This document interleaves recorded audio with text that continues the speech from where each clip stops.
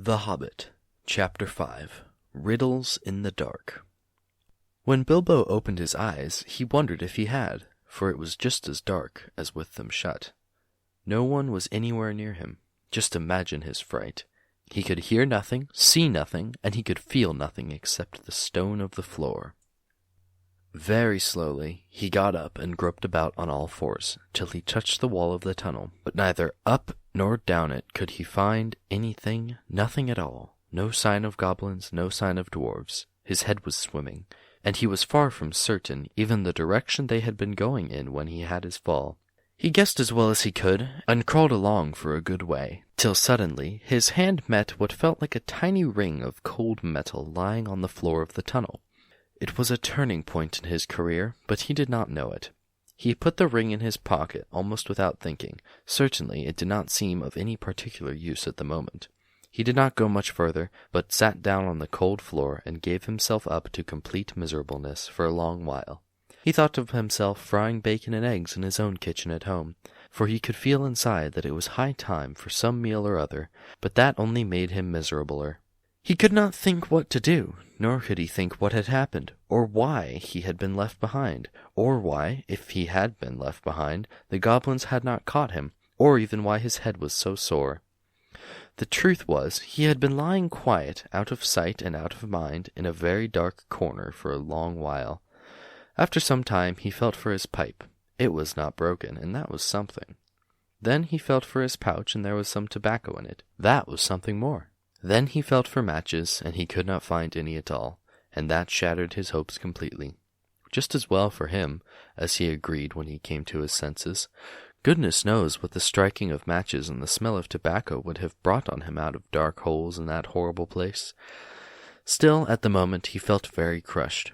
But in slapping all his pockets and feeling round himself for matches, his hand came on the hilt of his little sword, the little dagger that he got from the trolls, and that he had quite forgotten, nor, fortunately, had the goblins noticed it, as he wore it inside his breeches. Now he drew it out. It shone pale and dim before his eyes. So it is an elvish blade, too, he thought, and goblins are not very near, and yet not far enough. But somehow he was comforted. It was rather splendid to be wearing a blade made in Gondolin for the goblin wars of which so many songs had sung, and also he had noticed that such weapons made a great impression on goblins that came upon them suddenly. Go back, he thought, no good at all. Go sideways, impossible. Go forward, only thing to do. On we go. So up he got, and trotted along with his little sword held in front of him, and one hand feeling the wall, and his heart all of a patter and a pitter. Now certainly Bilbo was in what is called a tight place. But you must remember, it was not quite so tight for him as it would have been for me or for you. Hobbits are not quite like ordinary people, and, after all, if their holes are nice and cheery places and properly aired, quite different from the tunnels of the goblins. Still, they are more used to tunneling than we are, and they do not easily lose their sense of direction underground, not when their heads have recovered from being bumped. Also, they can move around very quietly, and hide easily, and recover wonderfully from falls and bruises, and have a fund of wisdom and wise sayings that men have mostly never heard or have forgotten long ago. I should not have liked to have been in Mr. Baggin's place, all the same. The tunnel seemed to have no end. All he knew was that it was still going down pretty steadily, and keeping in the same direction in spite of a twist and a turn or two. There were passages leading off to the side every now and then, as he knew by the glimmer of his sword, or could feel with his hand on the wall. Of these he took no notice, except to hurry past for fear of goblins or half-imagined dark things coming out of them. On he went, and down, and still he heard no sound of anything except the occasional whir of a bat by his ears, which startled him at first, till it became too frequent to bother about. I do not know how long he kept on like this, hating to go on, not daring to stop, on, until he was tireder than tired. It seemed like all the way to tomorrow and over it to the days beyond. Suddenly, without any warning, he trotted splash into water. Ugh! It was icy cold. That pulled him up sharp and short. He did not know whether it was a pool in the path, or the edge of an underground stream that crossed the passage, or the brink of a deep, dark subterranean lake. The sword was hardly shining at all. He stopped, and he could hear, when he listened hard, drops drip, drip, dripping from an unseen roof into the water below. But there seemed no other sort of sound. So it is a pool or a lake, and not an underground river, he thought. Still, he did not dare wade out into the darkness. He could not swim, and he thought, too, of nasty, slimy things, with big, bulging, blind eyes wriggling in the water. There are strange things living in the pools and lakes in the hearts of mountains, fish whose fathers swam in, goodness only knows how many years ago, and never swam out again, while their eyes grew bigger and bigger and bigger from trying to see in the blackness. Also, there are other things more slimy than fish. Even in the tunnels and caves the goblins have made for themselves, there are other things living unbeknown to them that have sneaked in from outside to lie up in the dark. Some of these caves, too, go back in their beginnings to ages before goblins, who only widened them and joined them up with passages, and the original owners are still there in odd corners, slinking and nosing about. Deep down here by the dark water lived old Gollum, a small, slimy creature. I don't know where he came from, nor who or what he was. He was Gollum, as dark as darkness, except for 2 big, round, pale eyes in his thin face. He had a little boat, and he rowed around quite quietly on the lake, for lake it was, wide and deep and deadly cold. He paddled it with large feet dangling over the side, but never a ripple did he make. Not he. He was looking out of his pale, lamp-like eyes for blind fish, which he grabbed with his long fingers as quick as thinking. He liked meat, too. Goblin he thought good when he could get it, but he took care they never found him out. He just throttled them from behind if they ever came down alone anywhere near the edge of the water while he was prowling about. They very seldom did, for they had a feeling that something unpleasant was lurking down there, down at the very roots of the mountain.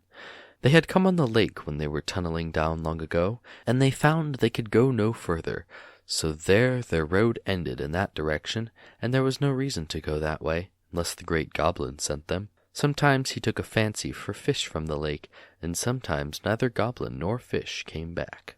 Actually, Gollum lived on a slimy island of rock in the middle of the lake. He was watching Bilbo now from the distance, with his pale eyes like telescopes. Bilbo could not see him, but he was wondering a lot about Bilbo, for he knew that he was no goblin at all. Gollum got in his boat and shot off from the island, while Bilbo was sitting on the brink altogether flummoxed and at the end of his way and his wits. Suddenly up came Gollum and whispered and hissed, "Bless us and splash us, my precious. It's a choice feast, at least a tasty morsel to make us Gollum." And when he said Gollum, he made a horrible swallowing noise in his throat. That is how he got his name, though he always called himself my precious. The Hobbit nearly jumped out of his skin when the hiss came in his ears, and he suddenly saw the pale eyes sticking out at him. "Who are you?" he said, thrusting his dagger in front of him. "What is he, my precious?" whispered Gollum, who always spoke to himself through never having anyone else to speak to. This is what he had come to find out, for he was really not very hungry at the moment, only curious, and otherwise would have grabbed first and whispered afterwards. "I am Mr. Bilbo Baggins. I have lost the dwarves, and I have lost the wizard, and I don't know where I am, and I don't want to know if only I can get away." "What's it got in its hands?" said Gollum, looking at the sword, which he did not quite like. "A sword, a blade which came out of Gondolin," said Gollum, and became quite polite. "Perhaps he sits here and chats with it a bitsy, my precious. It likes riddles, perhaps it does it?" He was anxious to appear friendly at any rate for the moment, and until he found out more about the sword and the Hobbit, whether he was quite alone really, whether he was good to eat, and whether Gollum was really hungry. Riddles were all he could think of. Asking them, and sometimes guessing them, had been the only game he had ever played with other funny creatures sitting in their holes in the long, long ago before he lost all his friends and was driven away, alone, and crept down, down into the dark under the mountains. "Very well," said Bilbo, who was anxious to agree until he found out more about the creature, whether he was quite alone, whether he was hungry or fierce, and whether he was a friend of the goblins. "You ask first," he said, because he had not had time to think of a riddle. So Gollum hissed, "What has roots as nobody sees, is taller than trees. Up, up it goes, and yet never grows." "Easy," said Bilbo. "Mountain, I suppose." "Does it guess easy? It must have a competition with us, my precious. If Precious asks and it doesn't answer, we eat it, my precious. And if it asks us and we doesn't answer, then we does what it wants, eh? We shows it the way out, yes." "All right," said Bilbo, not daring to disagree, then nearly bursting his brain to think of riddles that could save him from being eaten. 30 white horses on a red hill. First they champ, then they stamp, then they stand still. That was all he could think of to ask. The idea of eating was rather on his mind. It was a rather old one, too, and Gollum knew the answer as well as you do. "Chestnuts, chestnuts," he hissed. "Teeth, teeth, my precious, but we only have 6. Then he asked his second. "Voiceless as cries, wingless flutters, toothless bites, mouthless mutters." "Half a moment," cried Bilbo, who was still thinking uncomfortably about eating. Fortunately, he had heard something rather like this before, and getting his wits back, he thought of the answer. "Wind, wind, of course," he said, and he was so pleased that he made up one on the spot. "This'll puzzle the nasty little underground creature," he thought. "An eye in a blue face saw an eye in a green face. That eye is like to this eye," said the first eye, "but in a low place, not in high place," said Gollum. He had been underground a long, long time, and was forgetting this sort of thing. But just as Bilbo was beginning to hope that the wretch would not be able to answer, Gollum brought up memories of ages and ages before, when he lived with his grandmother in a hole in a bank by a river. "See, my precious," he said. "some of the daisies it means, it does." But these ordinary, above-ground, everyday sort of riddles were tiring for him. Also, they reminded him of days when he had been less lonely and sneaky and nasty, and that put him out of temper. What is more, they made him hungry, so this time he tried something a bit more difficult and more unpleasant. "It cannot be seen, cannot be felt, cannot be heard, and cannot be smelt. It lies behind stars and under hills, and empty holes it fills. It comes first and follows after, ends life, kills laughter." Unfortunately for Gollum, Bilbo had heard that sort of thing before, and the answer was all around him anyway.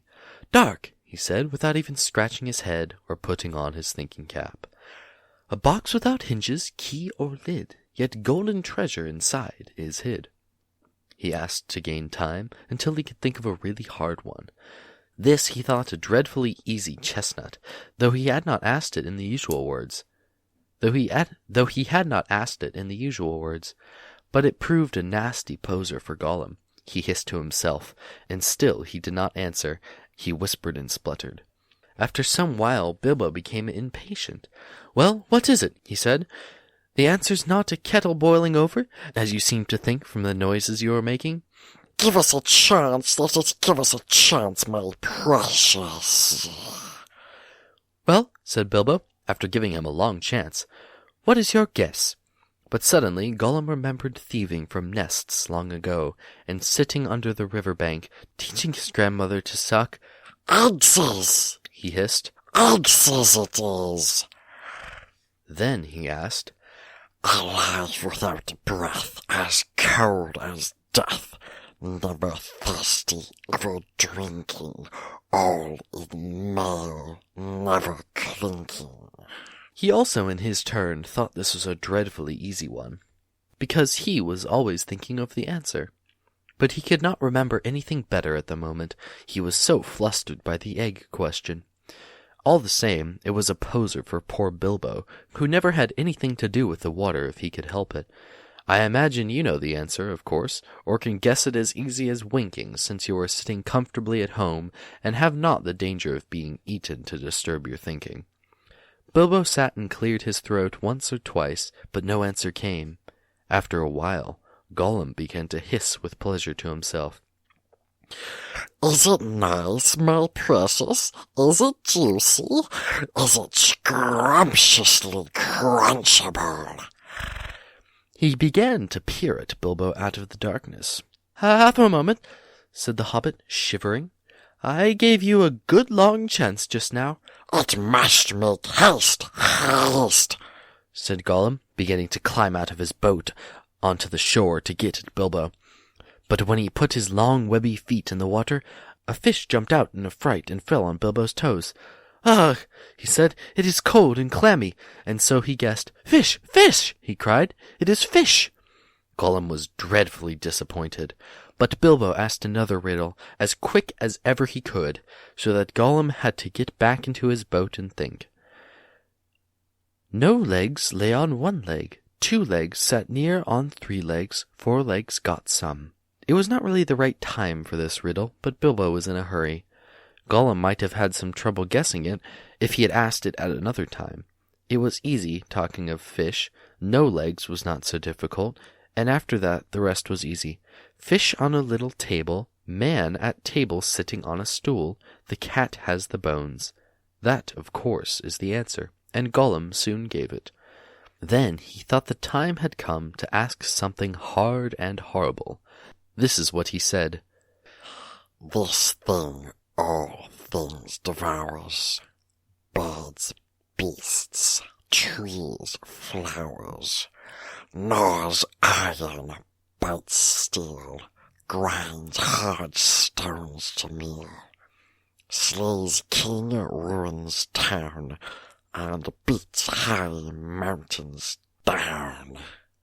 Poor Bilbo sat in the dark thinking of all the horrible names of all the giants and ogres he had ever heard told of in tales, but not one of them had done all these things. He had a feeling that the answer was quite different, and that he ought to know it, but he could not think of it. He began to get frightened, and this is bad for thinking. And that is bad for thinking. Gollum began to get out of his boat. He flapped into the water and paddled to the bank. Bilbo could see his eyes coming towards him. His tongue seemed to stick in his mouth. He wanted to shout, "Give me more time! Give me more time!" But all that came out with a sudden squeal was, "Time! Time!" Bilbo was saved by pure luck, for that, of course, was the answer. Gollum was disappointed once more, and now he was getting angry, and also tired of the game. It had made him very hungry indeed. This time he did not go back to the boat. He sat down in the dark by Bilbo. That made the hobbit most dreadfully uncomfortable and scattered his wits. It's got to ask us a question, my precious. Yes.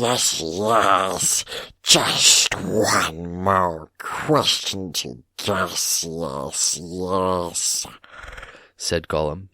But Bilbo simply could not think of any question with that nasty, wet, cold thing sitting next to him, and pawing and poking at him. He scratched himself. He pinched himself. Still, he could not think of anything. Ask us, said Gollum. Bilbo pinched himself and slapped himself. He gripped on his little sword. He even felt in his pocket with his other hand. There he found the ring he had picked up in the passage and forgotten about. "What have I got in my pocket?" he said aloud. He was talking to himself, but Gollum thought it was a riddle, and he was frightfully upset. Not fair, he hissed. It isn't fair, my precious. Is it to ask us what it's got in its nasty little pockets? Bilbo, seeing what had happened, and having nothing better to ask, stuck to his question. "What have I got in my pocket?" he said louder. Hissed Gollum. It must give us 3 guesses, my precious, 3 guesses. "Very well, guess away," said Bilbo. "Hanses," said Gollum. "Wrong," said Bilbo, who had luckily just taken his hand out again. "Guess again," said Gollum, more upset than ever. He thought of all the things he kept in his own pockets: fish bones, Gollum's teeth, wet shells, a bit of bat wing, a sharp stone to sharpen his fangs on, and other nasty things. He tried to think what other people kept in their pockets. "Knife," he said at last. "Wrong," said Bilbo, who had lost his some time ago. "Last guess."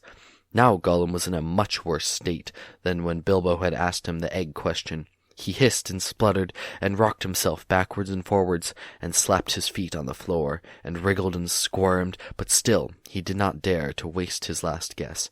"Come on," said Bilbo. "I am waiting." He tried to sound bold and cheerful, but he did not feel at all sure how the game was going to end, whether Gollum guessed right or not. "Time's up," he said.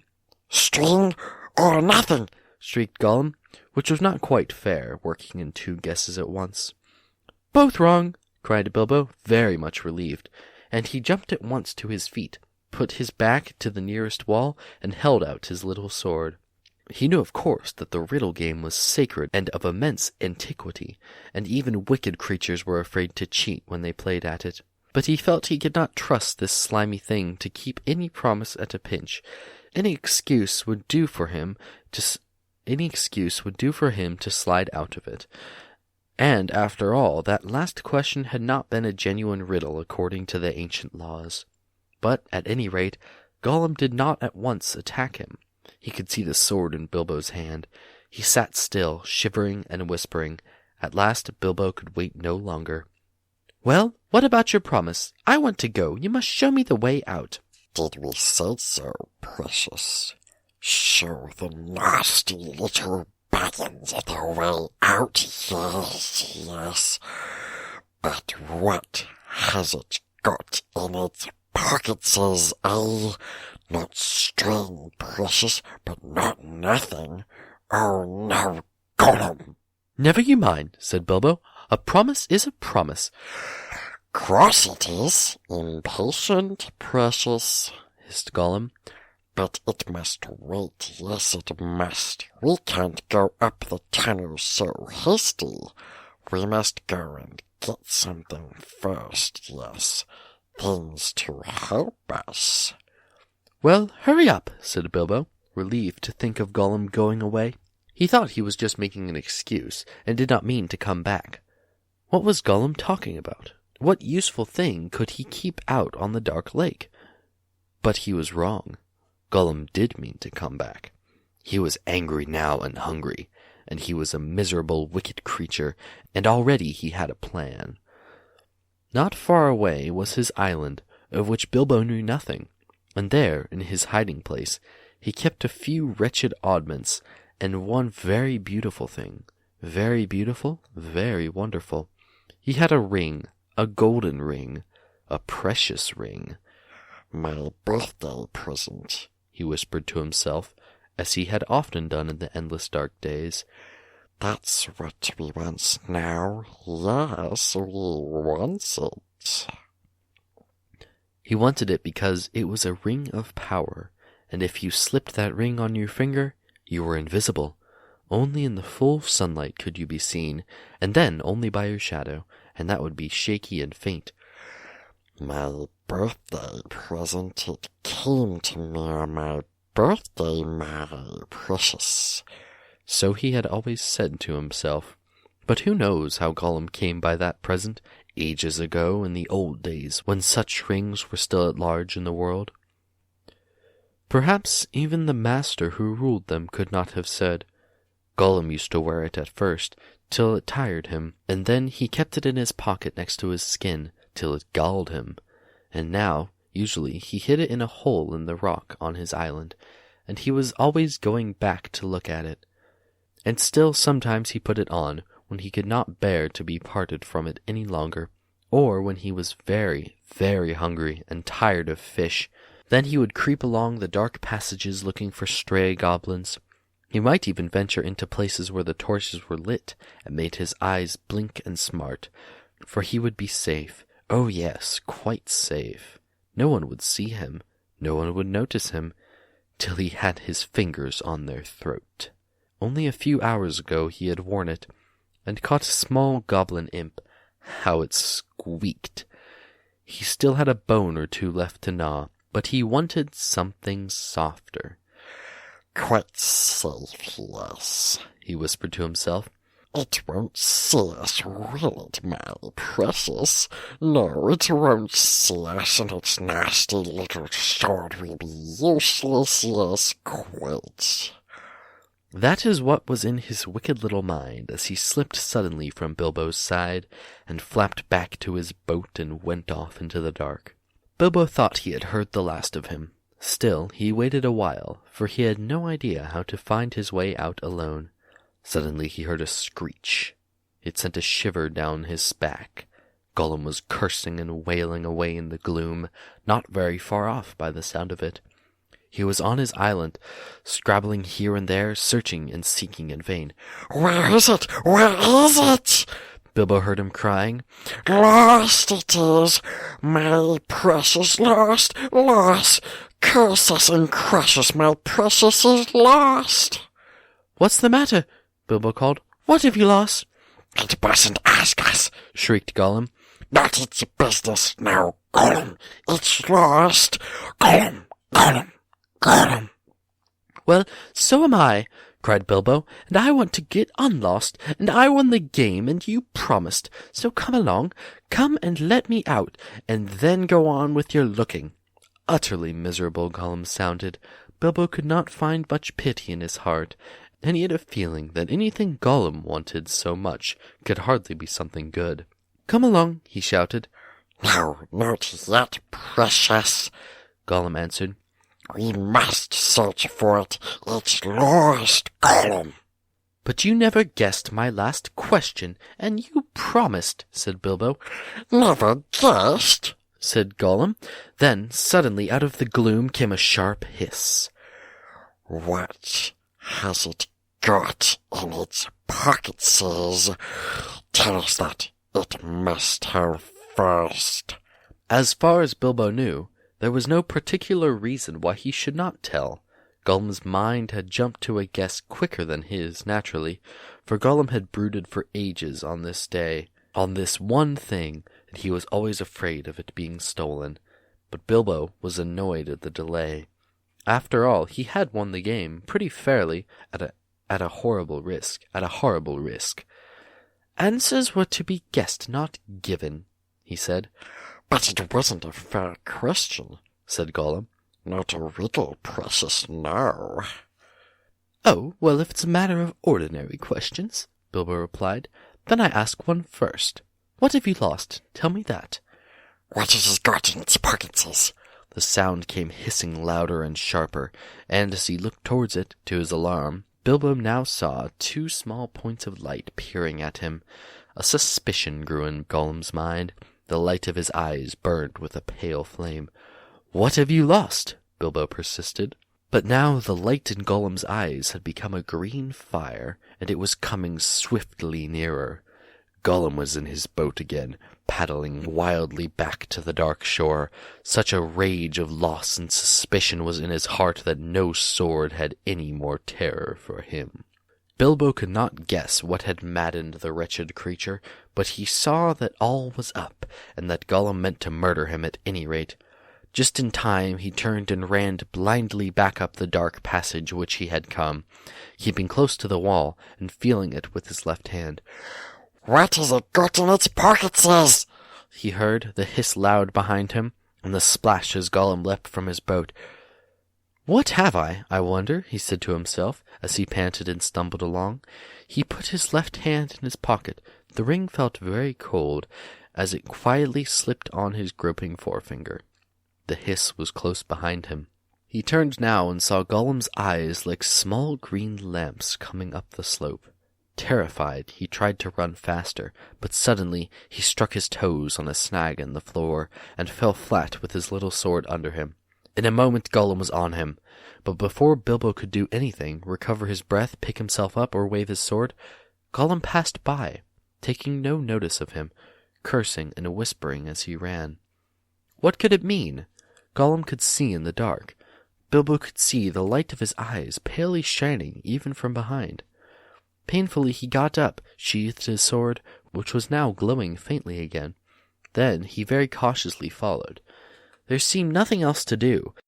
It was no good crawling back to Gollum's water.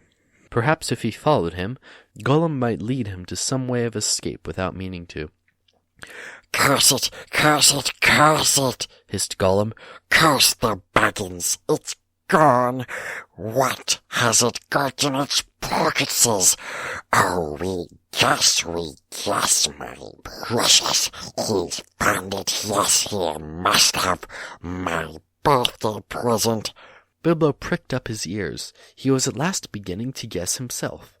He hurried a little, getting as close as he dared behind Gollum, who was still going quickly, not looking back, but turning his head from side to side, as Bilbo could see from the faint glimmer on the walls. "My birthday present, curse it! How did we lose it, my precious? Yes, that's it. When we came this way last, when we twisted that nasty young squeaker. That's it. Curse it! It slipped from us after all these ages and ages. It's gone! Gollum!" Suddenly Gollum sat down and began to weep, a whistling and gurgling sound horrible to listen to. Bilbo halted and flattened himself against the tunnel wall. After a while, Gollum stopped weeping and began to talk. He seemed to be having an argument with himself. "It's no good going back there to search, no. We doesn't remember all the places we visited, and it's no use. The Baggins has got it in its pockets, the nasty noser has found it, we says. We guesses, precious, only guesses. We can't know till we find the nasty creature and squeezes it. But it doesn't know what the present can do, does it? It'll just keep it in its pockets. It doesn't know, and it can't go far. It's lost itself, the nasty, nosy thing. It doesn't know the way out. It said so. It said so, yes, but it's tricksy. It doesn't know what it means. It doesn't say what it means. It won't say what it's got in its pockets. It knows. It knows a way in. It must know a way out, yes. It's off to the back door. To the back door, that's it. The goblins will catch it then. It can't get out that way, precious. Goblins is, yes, but if it's got the present, our precious present, then the goblins will get it, Gollum. They'll find it, they'll find out what it does. We shan't ever be safe again, never, Gollum. One of the goblins will put it on, and then no one will see him. He'll be there, but not seen.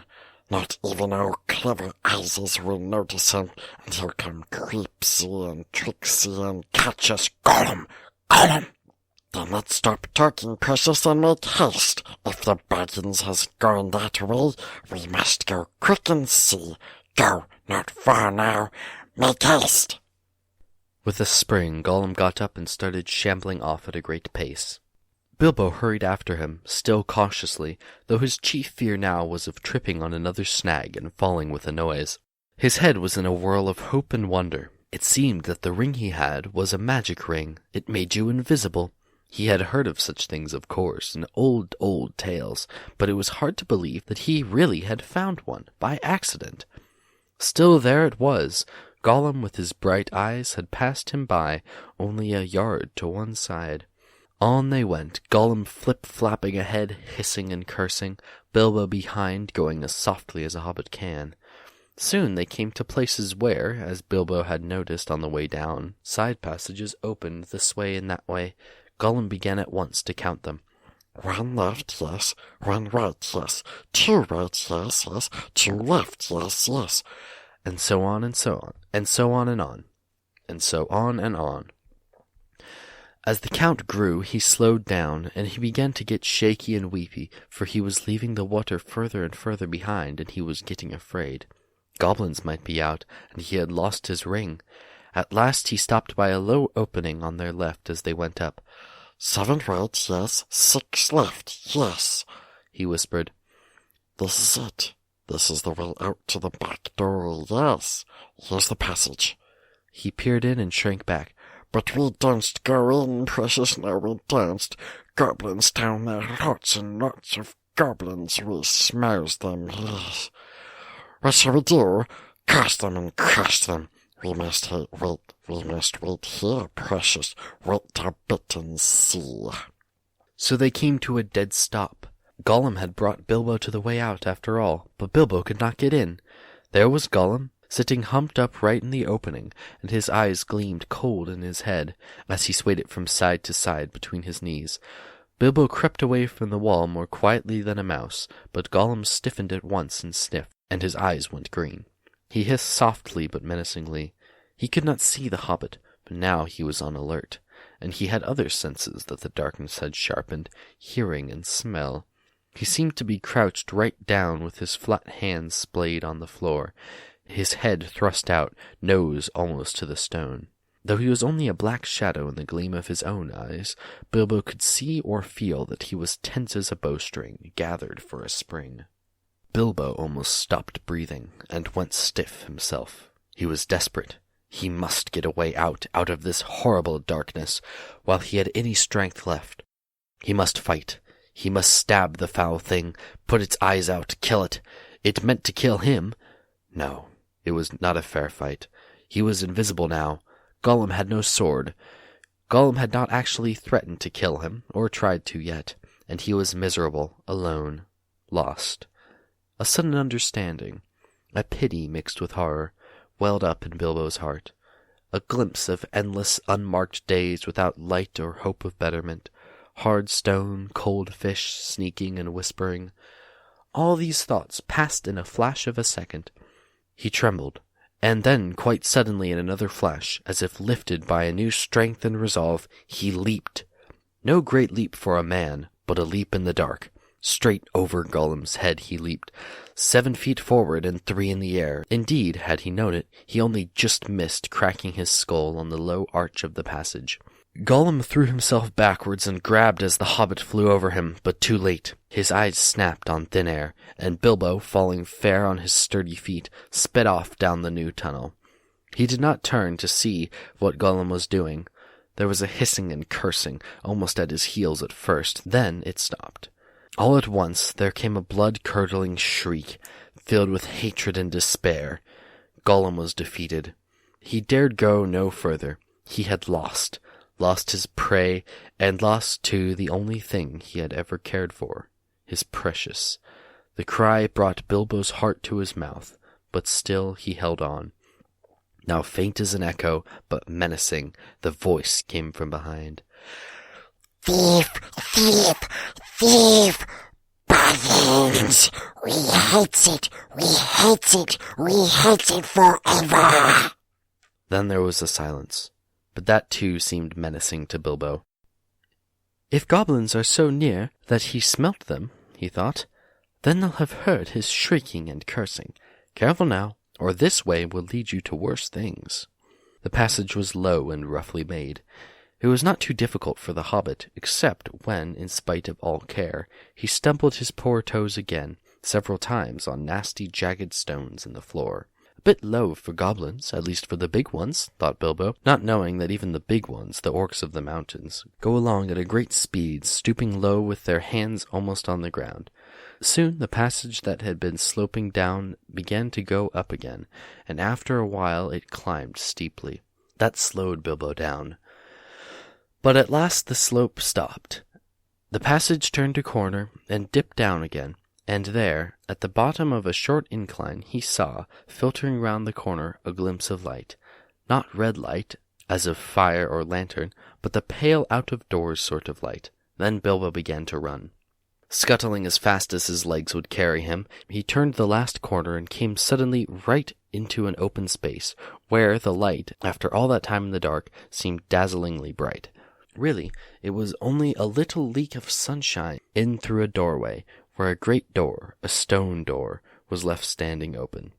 Bilbo blinked, and then suddenly he saw the goblins in full armor, with drawn swords, sitting just inside the door, and watching it with wide eyes, and watching the passage that led to it. They were aroused, alert, ready for anything. They saw him sooner than he saw them. Yes, they saw him. Whether it was an accident or a last trick of the ring before it took a new master, it was not on his finger. With yells of delight, the goblins rushed upon him. A pang of fear and loss, like an echo of Gollum's misery, smote Bilbo, and forgetting even to draw his sword, he struck his hands into his pockets, and there was the ring still in his left pocket, and it slipped on his finger. The goblins stopped short. They could not see a sign of him. He had vanished. They yelled twice as loud as before, but not so delightedly. "Where is it?" they cried. "Go back up the passage," some shouted. "This way," some yelled. "That way," Others yelled. "Look out for the door," bellowed the captain. Whistles blew. Armor clashed, swords rattled, goblins cursed and swore, and ran hither and thither, falling over one another and getting very angry. There was a terrible outcry to do and disturbance. Bilbo was dreadfully frightened, but he had the sense to understand what had happened, and to sneak behind a big barrel which held drink for the goblin guards, and so get out of the way and avoid being bumped into, trampled to death, or caught by Feel. "I must get to the door, I must get to the door, I must get to the door, I must get to the door," he kept on saying to himself. But it was a long time before he ventured to try. Then it was like a horrible game of blind man's bluff. The place was full of goblins running about, and the poor little hobbit dodged this way and that, was knocked over by a goblin who could not make out what he had bumped into, scrambled away on all fours, slipped between the legs of the captain just in time, got up and ran for the door. It was still ajar, but a goblin had pushed it nearly to. Bilbo struggled, but he could not move it. He tried to squeeze through the crack. He squeezed, and he stuck. It was awful. His buttons had got wedged on the edge of the door and the door post. He could see outside into the open air. There were a few steps running down a narrow valley between tall mountains. The sun came out from behind a cloud and shone bright on the outside of the door. But he could not get through. Suddenly one of the goblins inside shouted, "There is a shadow by the door! Something is outside!" Bilbo's heart jumped into his mouth. He gave a terrific squirm. Buttons burst off in all directions. He went through with a torn coat and waistcoat, leaping down the steps like a goat, while bewildered goblins were still picking up his nice brass buttons on the doorstep. Of course, they soon came down after him, hooting and hallooing and hunting among the trees. But they did not like the sun. It makes their legs wobble and their heads giddy. They could not find Bilbo with the ring on, slipping in and out of the shadow of the trees, running quick and quiet, and keeping out of the sun. So soon they went back, grumbling and cursing, to guard the door. Bilbo had escaped. Narrated by Vance Cunningham.